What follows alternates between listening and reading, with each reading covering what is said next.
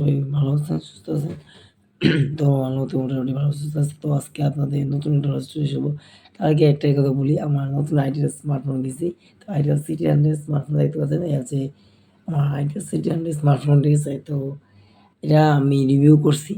তো অনেকেরই দেখাইছি। তো অনেকের কাছে ভালো লাগছে।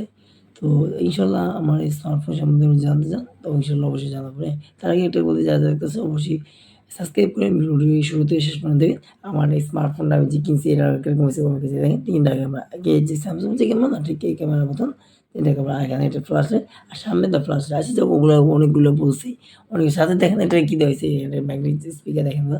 এই যে লাইট জ্বলতেছে। যেটা কিন্তু একবারে এভাবে অ্যাটাচ করা যায়। ঠিক আছে? এই যে দেখতেছেন।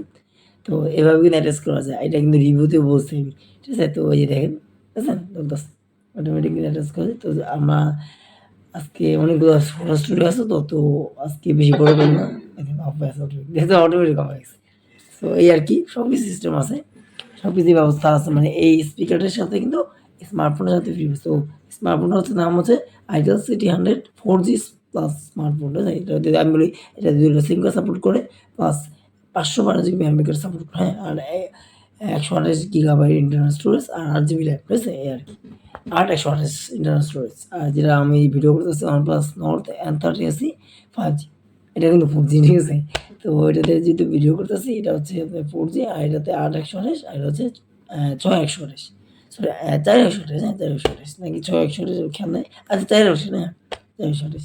আচ্ছা যাই হোক আমরা ঘটনায় ফেরা যাক, হ্যাঁ? এক রংপুর থেকে এক ভাই লেখছে, ঠিক আছে? ঘটনা লেখছে যে আম ঘটনা বলবো। তার আগে এটা কিন্তু বলি, আমার যারা দেখতেছে অবশ্যই চ্যানেলটি সাবস্ক্রাইব করবেন। ভিডিওটি ছিল ভালো ভিডিও হইতো, হ্যাঁ?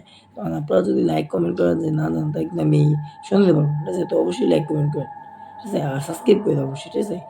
তো চলুন ঘটনা ফেরা যাক, হ্যাঁ? তো আমরা ঘটনাটা বলি, হ্যাঁ শুনেন। স্থান হচ্ছে রংপুর, বাংলাদেশ, ঠিক আছে? সময় ২০১৭ সালের শীতকাল। আচ্ছা ঠিক আছে। তো আর তখন হচ্ছে রাত প্রায় ২টা বাজে। রংপুর শহরে একেবারে প্রান্তে অবস্থিত একটি পুরনো এ ট্রেন স্টেশন ছিল আরকি। বা ট্রেন স্টেশন ছিল আরকি, হ্যাঁ। আপনারা একটু ঘটনা শুনেন, একটু খেয়াল করেন, হ্যাঁ? এটা কিন্তু সত্য ঘটনা আমার একজন পাঠাইছে, হ্যাঁ? আমার এক ভাই পাঠাইছে, মানে পরিচিত এক ভাই পাঠাইছে আরকি কমেন্ট কইরা। বলতে পারেন আমার বন্ধুর মতনই জানাশোনা আরকি পাঠাইছে আরকি। আচ্ছা যাক আমরা ঘটনা ফেরা যাক, হ্যাঁ? সরি মাঝে মধ্যে একটু ডিস্টার্ব দেয়। এবার ঠিক আছে, ওকে। আচ্ছা ঠিক আছে আমরা যেটা বলতেছিলাম, হ্যাঁ? তো একটি পুরনো স্টেশন আছিল আরকি ওখানে। নাম নাম হচ্ছে কাঞ্চনপুর হাল্ট। কাঞ্চনপুর হাল্ট, হ্যাঁ, আচ্ছা ঠিক আছে। আজকাল ট্রেন খুব কম থামে সেখানে। তবে এক রাতে সত্যিকারের এক ঘটনা ঘটে যা আজও এলাকার লোকেরা ভুলতে পারে না। আচ্ছা ঠিক আছে। ঘটনার মূল চরিত্র রফিকুল হোসেন। এক ব্যক্তি যিনি তখন মানে এক ব্যক্তি যিনি তখন রেলওয়ে টিকিট চেকার হিসেবে কাজ করতেন। সে রাতে তার ডিউটি ছিল ওই স্টেশনে, হ্যাঁ? মানে ওই স্টেশনে ছিল আরকি। স্টেশনটার নাম একটু আগে বললাম কাঞ্চনপুর স্টেশন। আপনারা যারা শোনেন আমি আবার বললাম কাঞ্চনপুর স্টেশন, কাঞ্চনপুর স্টেশনের মানে অ্যা সাইডটা আরকি, হ্যাঁ? ওখানে ডিউটি করতেন তিনি। যাই হোক আমরা ঘটনা যেটা বলতেছিলাম, মানে যে স্টেশনটা আমরা টিসি, ঠিক আছে? তো যাই হোক আমরা যেটা বলছিলাম, হ্যাঁ? তো ডিউটি ছিল ওই স্টেশনে। তো চারপাশ ছিল নিস্তব্ধ ঠান্ডা হাওয়া বইছে। আর এটা কিন্তু হচ্ছে রংপুর, বাংলাদেশ। সময় হচ্ছে ২০১৭ সালের শীতকালের ঘটনা। ঠিক আছে? শীতকালের ঘটনা। আমি একটু আগে বললাম যে শীতকালের ঘটনা। যেহেতু তো ওইজন্য বলছে ঠান্ডা হাওয়া বইছে। ঠিক আছে? তো আমরা যেটা বলতেছিলাম আরকি, হঠাৎ তিনি স্টেশনের ১ নাম্বার প্ল্যাটফর্মে কারো হেঁটে যাওয়ার শব্দ শুনতে পায়। যেন কারো চটি জুতো পরে ধীরে, ধীরে হাঁটার মানে শব্দ হচ্ছে। মানে ধীরে, ধীরে হাঁটার শব্দ হইতেছে আরকি, হ্যাঁ? সেটা শুনতে পায় আরকি। আচ্ছা আমরা মানে আপনারা যে ঘটনাগুলি বলি না, মাঝে মধ্যে আমার কাছে মনে হয় কি আমার কাছে এটা করতেছে বা হইতেছে এরকম একটা ঘটনা। বলতে গেলে আরকি, হ্যাঁ? এরকম হইছে তো অনেকবার মনে হয় মানে বাইরে কুকুরের শব্দ, হ্যাঁ, এরকম হইতেছে। যখন এই ঘটনা বলতে যাই। অনেক সময় এরকম হয় যেমন যদি বলি বা ইন্ডিয়ার একটা মানে যে ভারতীয় একটা মেয়ে আছে যে নীলাঞ্জনা ধর, আপনারা শুনছেন কিনা নীলাঞ্জনা ধর। সেই মেয়েটার সাথে এরকম একই ঘটনা ঘটছে। যখনই হরর স্টোরি রিচুয়াল যেমন 'চার্লি চার্লি', 'ব্লাডি মেরি', হ্যাঁ? তারপরে এই যে ওই যে ক্রোম্যান আছে না, রিভারম্যান, তারপরে শয়তান যে কাকটা আপনারা দেখছেন নাকি, ওই লাগিয়ে গেলেও এই অবস্থা, ঠিক একই অবস্থা। যখন এই চোর করে তখনই মনে করে কি বলবো, এই যে একটা কুকুরের শব্দ বা অন্য কিছু একটা কান্না করতে শব্দ, অনেকগুলো কুকুর কান্দতেছে, হ্যাঁ, বা ঘেউ ঘেউ করতেছে না, এরকম শব্দ হয়। তো আমার সাথে অনেক আমি যখন যাই তখন দু একটা কুকুর আর কি ঘেউ করে, যখন হরর স্টোরি শুনতে যাই তো আমার কাছে একটু ভয় লাগবে না, ঠিক আছে? যখন শুনতে যাই যাই হোক আমরা ঘটনা বলি।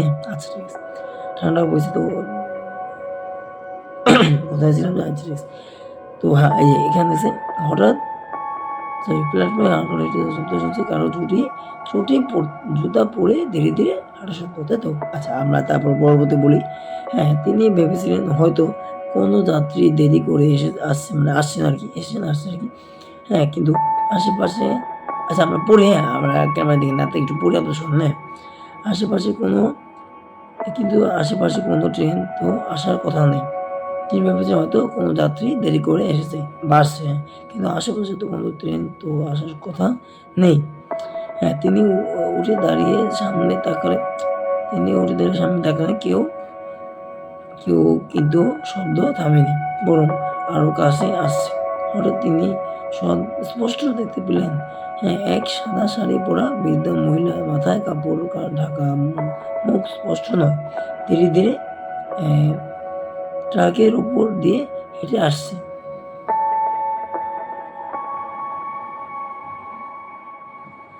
একটু দাঁড়ান, হ্যাঁ, হেঁটে আসছে।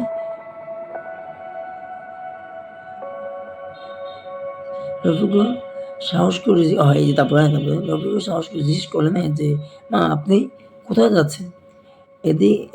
এদিকে আসবেন না, ট্রেন আসবে যে, মানে ওদিকে তো আসবেন না, মানে ওদিকে যাবেন না, ট্রেন তো আসবে যে, হ্যাঁ, বলতেছে। কিন্তু কোনো জবাব নেই। মহিলা সামনে এগিয়ে আসছে, মানে আসতেছিল আর কি। মানে ওখানে স্টেশন যে লম্বা যে লাইনটা আর কি ওটা বলছে, ওখানে লম্বা লাইনটার দিকে এসে হাঁইটা যাওয়া শুরু করছে। বলতেছে যে ট্রেন আসতেছে, আপনি ওখানে যেয়েন না। তারপরে সেই মহিলা কোনো কথা না বলে হাঁইটে আসতেছে। এটা যে কে সে কিন্তু সে জানে না। আচ্ছা আমরা ঘটনা পড়ি তাহলে বুঝতে পারবো। হ্যাঁ, তারপর শুনলো। কিন্তু সে কোনো জবাব নেই। মহিলা সামনে এগিয়ে আসতেছে। হ্যাঁ, ট্রেনের লাইন বারবার মিলিয়ে গেলেন। আচ্ছা ট্রেনের লাইন বরাবর মিলিয়ে গেলেন একদম হাওয়ার মতো। রফিকুল চিৎকার করে পিছনে দৌড়ে যান এবং সঙ্গে সঙ্গে বেহুশ হয়ে পড়ে যান। মানে সঙ্গে বেহুশ হয়ে মানে ওইখানে পড়ে যান আর কি, হ্যাঁ।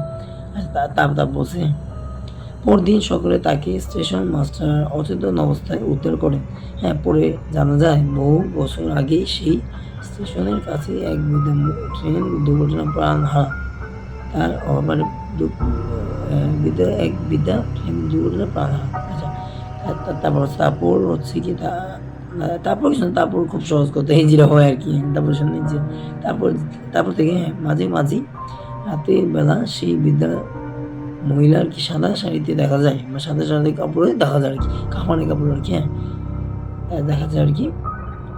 তারপর শুনে একটু খেয়াল করে বলুন, তারপর কি বলছে একটু খুবই অদ্ভুত, হ্যাঁ, তারপরে তো যাই হোক বলে আসলে আপনার আজকে এই হরর স্টোরিটা আপনার কাছে ভালো আছে। যদি হরর স্টোরিটি আপনার কাছে ভালো লেগে সুন্দর লেগে থাকে, আজকে ছোট একটা হরর স্টোরি বিষয়টা বলে কোনো কারণ দেখুন, হরর স্টোরি আমার কাছে নায়িকা তো যে আমাকে লেখা পাঠাইছে হরর স্টোরিটা, তার নাম হচ্ছে রফিক, আপনারা জানতে পারলেন। সেই রফিকুল অনেক ধন্যবাদ যে তিনি এখানে আবার তিনি যদি আমার ভিডিওটা দেখে থাকেন তাহলে অবশ্যই ধন্যবাদ। আমি একটা কথা বলবো ভাইয়া আপনি এরকম অবশ্যই আপনার হরর স্টোরি এরকম লেখা পারেন। আপনার জীবনে কোনো যদি মানে এরকম হরর স্টোরি থেকে থাকে, আপনি অবশ্যই লেখা পারেন। আমি চেষ্টা করবো আপনাদের শোনানো। আর আপনারা সবাই বলবেন যে আমি এরকম হরর স্টোরি আরো কি আপনাদের শোনাবো কিনা, বা আপনাদেরকে মানে সত্য ঘটনাগুলো আপনাদেরকে জানাবো কিনা, এই ভিডিও আরো হবে কিনা। আপনারা যদি লেখেন অবশ্যই লিখতে পারেন। আমার হরর স্টোরি এপিসোডের নাম হচ্ছে ফেসবুক পেজের নাম হচ্ছে মোহাম্মদ সৌদি ব্লগস 2 নামে এটা ফেসবুক পেজ আছে। ওখানে যে আপনারা যদি কমেন্ট করেন, কমেন্টে লিখে দিতে পারেন, হ্যাঁ। মানে আমার ছবি থাকবে, হ্যাঁ, আমার ছবি দেওয়া থাকবে, আমার ছবির মধ্যে কমেন্ট করবে। মানে আমার কতগুলো ছবি দেবে, হ্যাঁ, ছবির মধ্যে কমেন্ট করবে। ওখানে কমেন্ট থেকে আপনার এই ছবিগুলোর থেকে আমি মানে কমেন্টের থেকে আমি